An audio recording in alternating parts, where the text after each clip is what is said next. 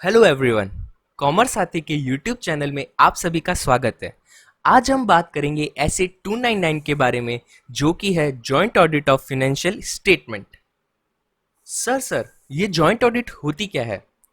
Joint audit means जब दो या दो से अधिक सीए फर्म मिलके किसी एक ऑर्गेनाइजेशन की ऑडिट करते हैं उसको बोलते हैं joint audit. For example, X firm and Y firm मिलके जब टाटा की ऑडिट करने के लिए जाएंगे तो उसको बोलते हैं जॉइंट ऑडिट। सर ये ऐसे 299 क्यों आया? ऐसे 299 इसलिए आया so that we can identify individual responsibility as well as joint responsibility. ऐसे 299 इसलिए आया so that joint auditor work allocate कर सके, that is division of work कर सके। ऐसे 299 इसलिए आया सो दैट ये एक यूनिफॉर्म अप्रोच प्रोवाइड करा सके to joint auditor to perform joint audit. कोई भी ऑडिट स्टार्ट करने से पहले हमें एंगेजमेंट लेटर लेना होता है एज पर ऐसे 210। सो यहाँ पे भी जॉइंट ऑडिटर्स को एक कॉमन एंगेजमेंट लेटर लेना पड़ेगा एज पर ऐसे 210 एंड एक कॉमन मैनेजमेंट रिप्रेजेंटेशन लेटर लेना होगा एज पर ऐसे 580। बिना प्लानिंग के कोई भी वर्क नहीं हो सकता। तो जितने भी एंगेजमेंट पार्टनर्स हैं एंड उनके जितने भी एंगेजमेंट मेंबर्स हैं वो सभी इन्वॉल्व होंगे to plan the audit. In planning joint auditor shall establish an overall audit strategy regarding the NTE, that is the nature, timing and extent of the audit procedures. So during work or during the allocation of work, अगर किसी भी joint auditor को risk assess होता है या फिर वो risk identify होता है तो वो दूसरे जॉइंट ऑडिटर को कम्युनिकेट करेगा एंड उसको करेगा एज पर ऐसे 315। ऐसे 299 को मैं चार हिस्सों में देखता हूँ। पहला है डिवीजन ऑफ वर्क, दूसरा है कोऑर्डिनेशन, तीसरा है रिस्पॉन्सिबिलिटी, चौथा है reporting. So in division of work हम ये देखेंगे कि जॉइंट ऑडिटर अपने वर्क को कैसे डिवाइड कर सकते हैं। तो पहला है बाय म्यूचुअल डिस्कशन, वो डिवाइड कर सकते हैं। दूसरा है बाय आइडेंटिफाइबल यूनिट्स और बाय स्पेसिफाइड एरिया। तो फॉर एग्जांपल, टाटा की दो ब्रांच है, एक बॉम्बे में और एक दिल्ली में। तो एक ये आइडेंटिफाइबल यूनिट्स है, तो इस बेसिस पे एक्स फर्म और वाई फर्म ऑडिट कर सकते हैं। तीसरा है by on the basis of asset और लाइबिलिटी। तो for example, X firm Tata की सारी असेट्स के ऊपर ऑडिट कर सकती है और वाई फर्म टाटा की सारी लाइबिलिटी के ऊपर ऑडिट कर सकती है।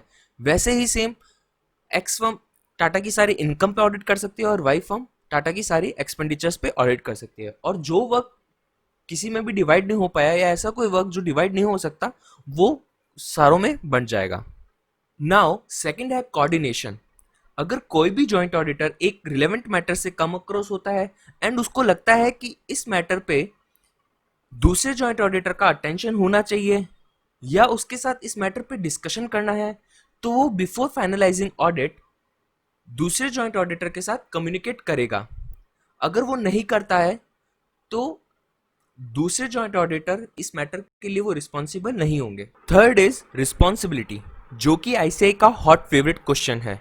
ये बताता है कि जॉइंट ऑडिटर कब इंडिविजुअल रिस्पॉन्सिबल होंगे और कब जॉइंटली रिस्पॉन्सिबल होंगे। सो ऐसा वर्क जो डिवाइड नहीं हो सका उसके लिए ऑडिटर्स जॉइंटली रिस्पॉन्सिबल होंगे।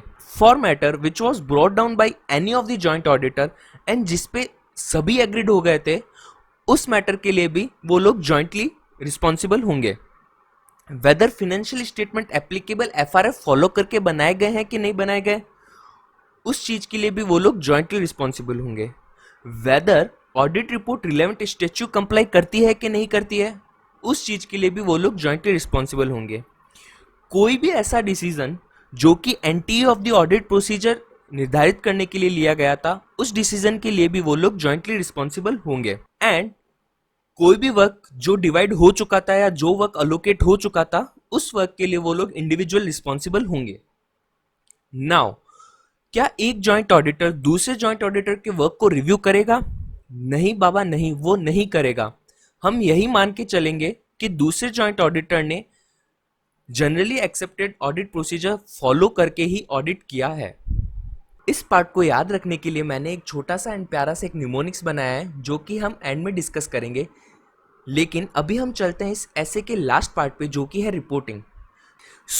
वैसे तो सभी जॉइंट ऑडिटर एक ओपिनियन पे एग्री हो जाते हैं, लेकिन अगर कोई एक जॉइंट ऑडिटर डिसएग्री करे तो वो अपनी ओपिनियन सेपरेट ऑडिट रिपोर्ट में दे सकता है, लेकिन उसको अदर जॉइंट ऑडिटर की रिपोर्ट का रेफरेंस ओएम पैरा में देना पड़ेगा एज पर एसएस 706। ये एक अमेंडमेंट आया था अप्रैल 2018 में, जो कि पहली बार एप्लीकेबल हुआ था नवंबर 2018 में। अगर जॉइंट ऑडिटर्स अपनी रिपोर्ट में मॉडिफाई ओपिनियन दे या फिर वो यूएम पैरा या ओएम पैरा इंक्लूड कर अपनी ऑडिट रिपोर्ट में, तो वो टीसीडब्ल्यूजी को कम्युनिकेट करेंगे to ensure compliance with SA 705 and SA 706। अब हम चलते हैं हमारे निमोनिक के ऊपर।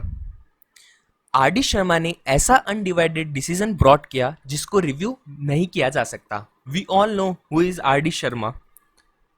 R here refers to the report, D here refers to the disclosure, undivided here refers to the not divided, decision here refers to the decision taken for the NTU procedures, brought here refers to the matter brought to the notice of everyone, and review here refers to the क्या उसके work को review करेंगे। No is नहीं। या so thank you everyone.